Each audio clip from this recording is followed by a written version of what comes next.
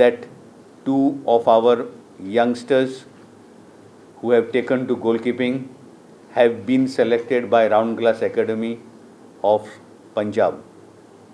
In fact, just a month back, another of our trainee who was our academy boy, who is a defender, has already been selected by the Reliance Youth Academy in Mumbai.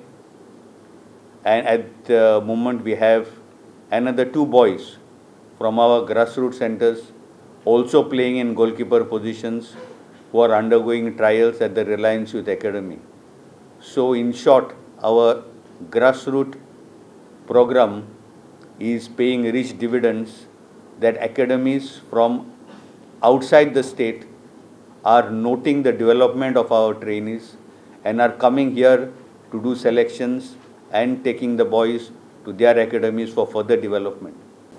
These are the success stories of our beloved Honorable Chief Minister, Shri Manohar Parikar's dream of declaring football as the state sport and forming the Goa Football Development Council to develop the game at the grassroots level.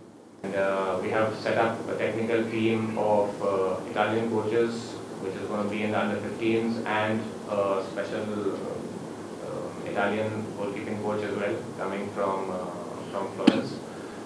I think this will be very helpful even for the growth of the Indian coaches which are with us, and will give a good contribution to all the players we have. Currently we are over 80 students with us. It's a residential facility, and we will be taking a full scholarship for these kids. So we will be taking care of their education. As I said, for the education we will be having also two options, which is the private schooling and the CBSE.